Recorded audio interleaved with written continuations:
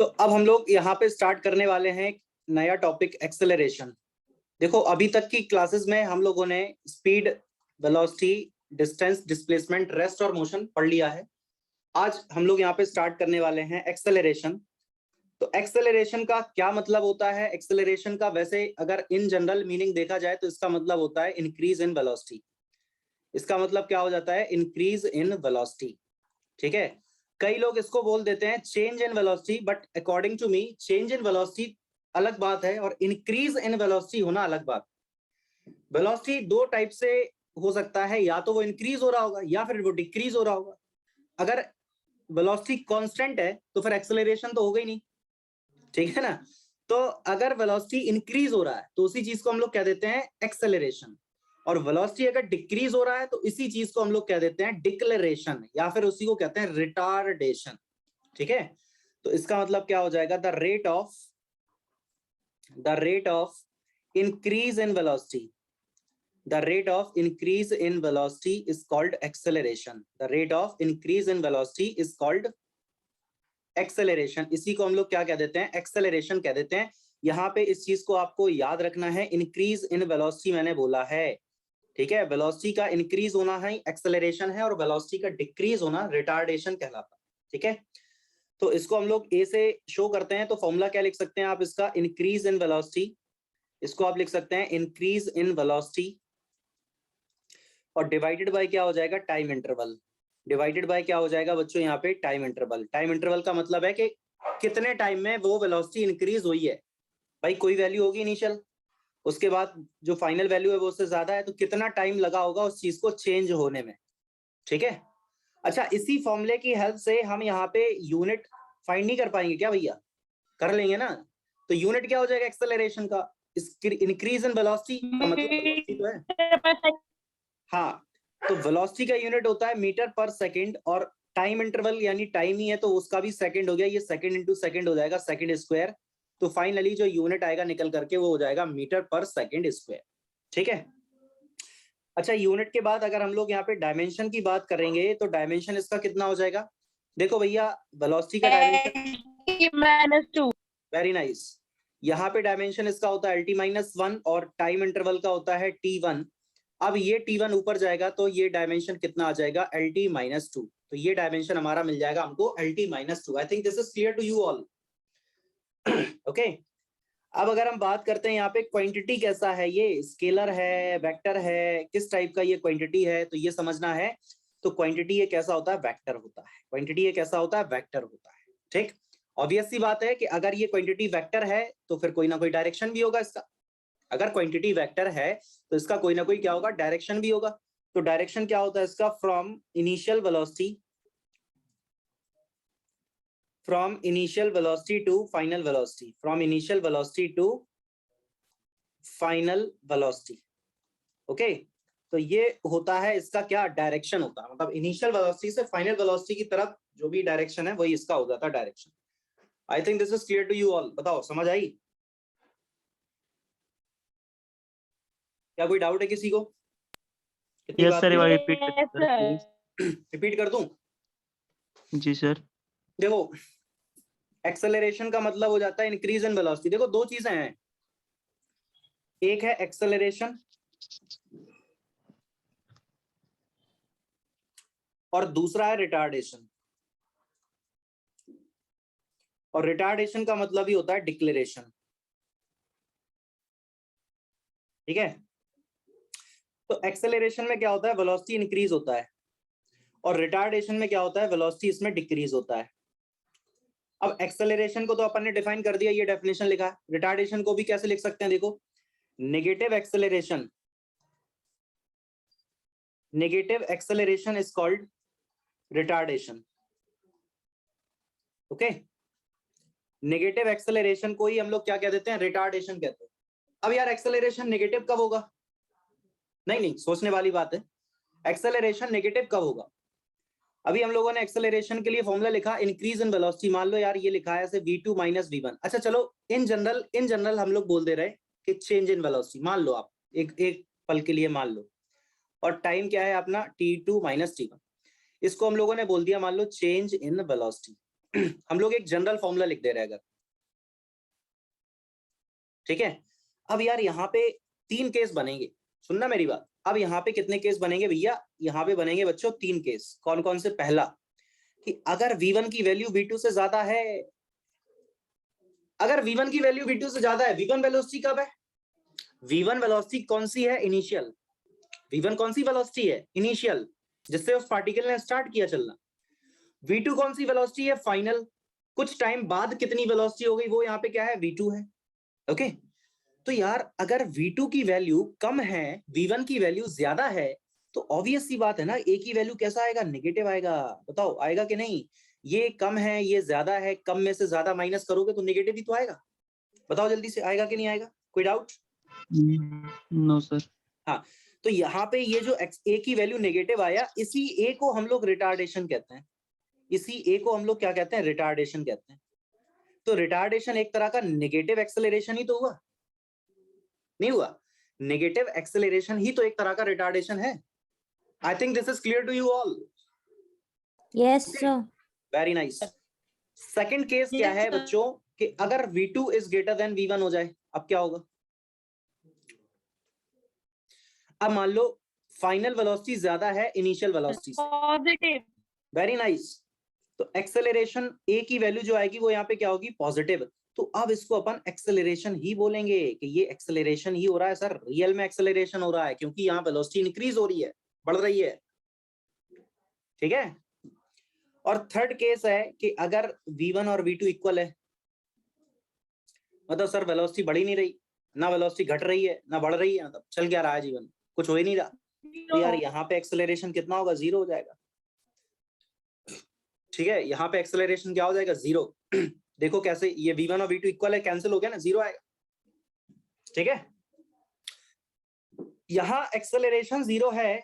Acceleration एक case और एक ऐसा है जिसमें एक्सेलरेशन 0 हो सकता है। क्या आप में से कोई मुझे बता सकता है? एक केस और है ऐसा जिसमें एक्सेलरेशन क्या हो सकता है? 0 हो सकता है। कौन बताएगा? है किसी को आइडिया? बताओ।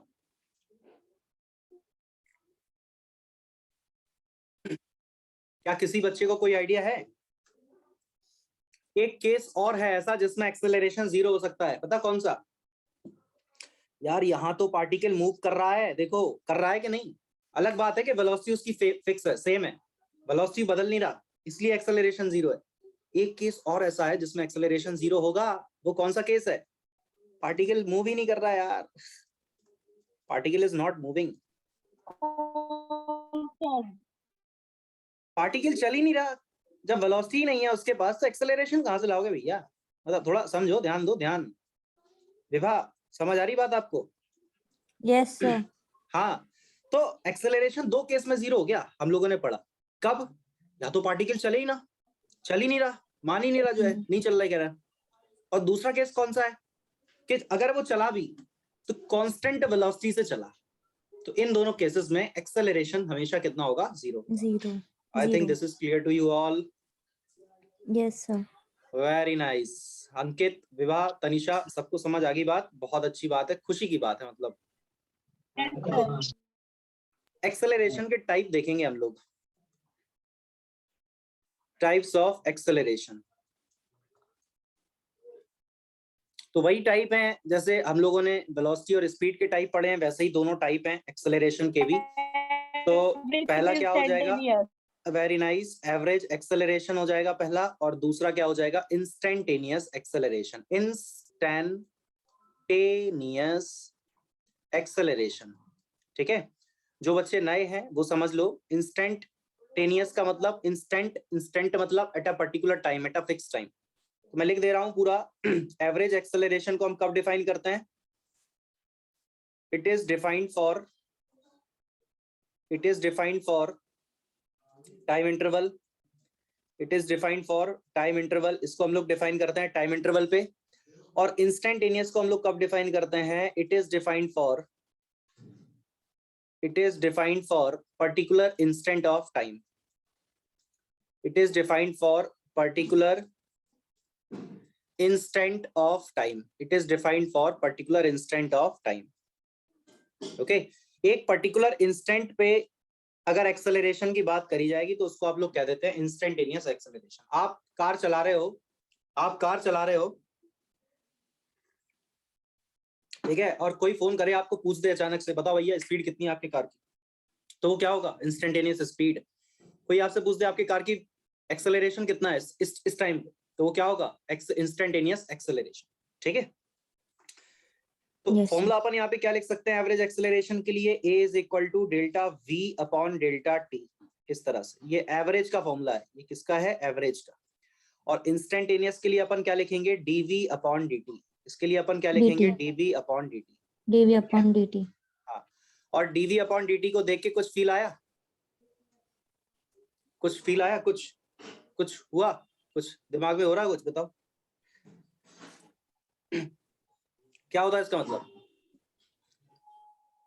अरे सर अभी तो आपने बताया था डिफरेंशिएशन। Distance. डिफरेंशिएशन देखो, डिफरेंशिएशन है कि नहीं है? dv ओवर dt है। तो यहाँ पे भी दो इंपॉर्टेंट पॉइंट बन के आ गए निकल के सामने।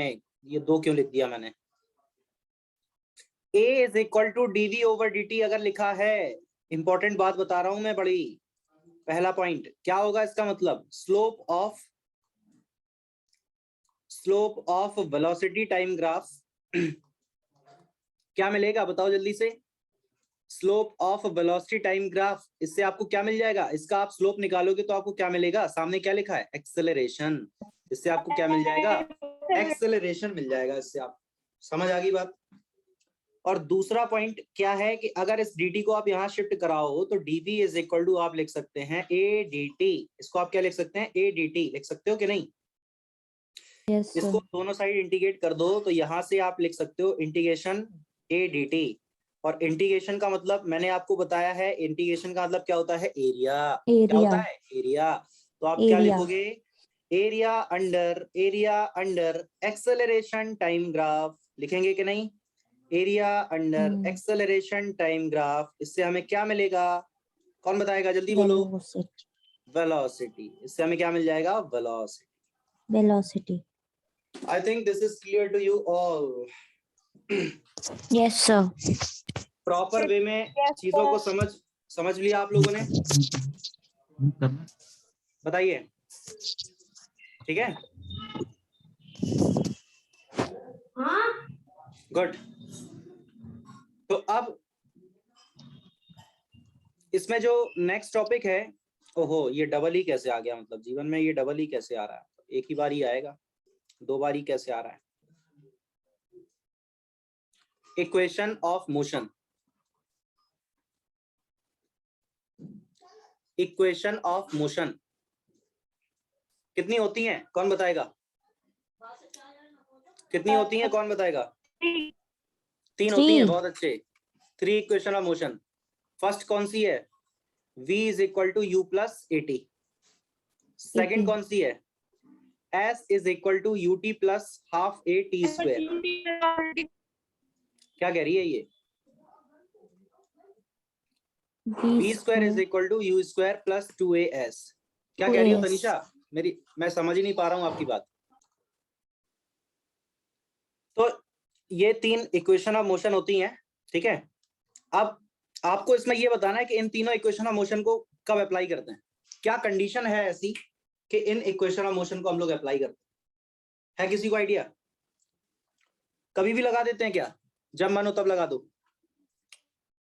नहीं, जब पार्टिकल का एक्सेलरेशन कांस्टेंट होता है। जब पार्टिकल का एक्सेलरेशन कैसा होता है? कांस्टेंट होता है। तभी आप इन तीनों इक्वेशंस को अप्लाई कर सकते हो, अदरवाइज इन इक्वेशंस को अप्लाई नहीं कर सकते हो आप।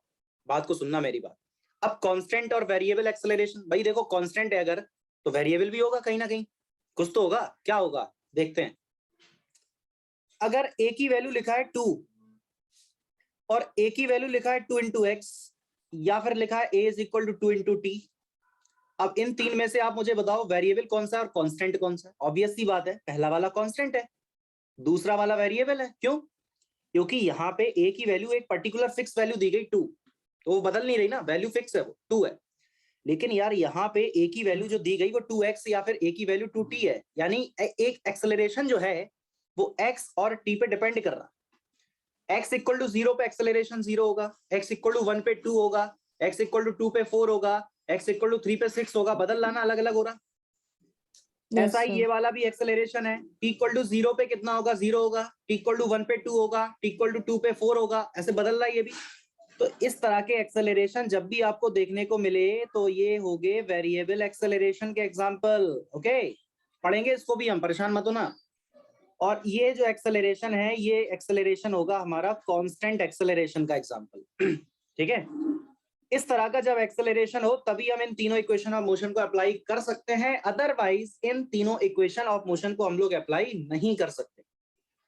ठीक है, तो सर अगर इस तरह का एक्सेलरेशन है तो फिर हम क्या करेंगे, क्वेश्चन छोड़ देंगे क्या? नहीं भाई, छोड़ क्यों देंगे। यहाँ पे हम लोग यूज करेंगे इंटीग्रेशन,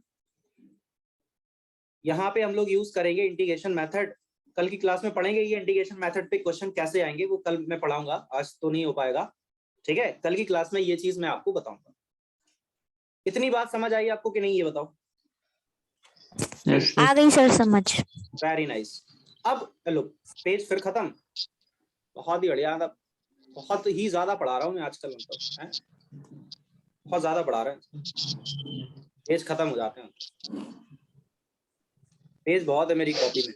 देखो, speed equal to distance upon time, इसके बारे में मैं आपको थोड़ा और बता दूं। Speed equal to distance upon time, ये जो फॉर्मूला है, कोई बता सकता है ये फॉर्मूला कहां से आया?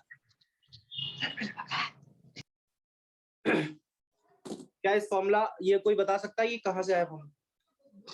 कहीं कहां से लिखा, मतलब कैसे मतलब लगा कि ये फॉर्मूला होना चाहिए? और ये फॉर्मूला लगाते कब है, ये फॉर्मूला अप्लाई कब करते हैं, ये बताओ कोई हमें। जैसे equation of motion upon apply कब करते हैं, जब एक्सेलरेशन कांस्टेंट होता है। तो ये फॉर्मूला अपन कब अप्लाई करते हैं बेटा? ये फॉर्मूला अपन तब अप्लाई करते हैं जब एक्सेलरेशन 0 होता है। पता था? पता था क्या? या तो पता था सर, आपने कौन सा नया बता दिया कुछ? ये तो हमें पता था, बट हम बताना नहीं चाह रहे थे आपको। तो एक्सेलरेशन यहाँ पे सर याद नहीं था। नहीं पता था। चलो अच्छी बात।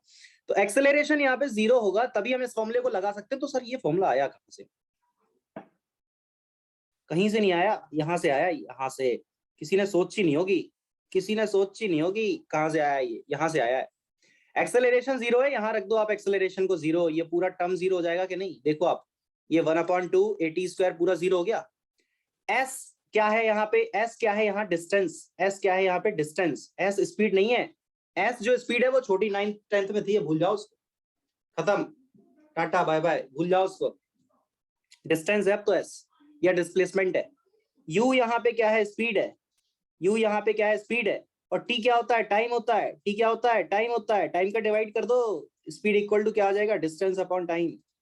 देखो आ गया, आ गया कि नहीं आ गया भाई? क्या ये आपको पता था कि ये फॉर्मूला ऐसे आता है? क्या ये पता था आपको कि ये फॉर्मूला ऐसे आता है? नहीं सर।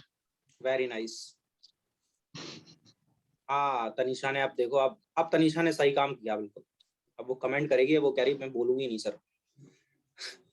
विभा बताओ, समझ आ गया ये पूरा? यस सर समझ आ गया। Very good. तो फिर आज की क्लास में हम लोग इतना ही रखते हैं। आज हम लोगों ने काफी सारी चीजें यहाँ पे पढ़ ली हैं, ठीक है?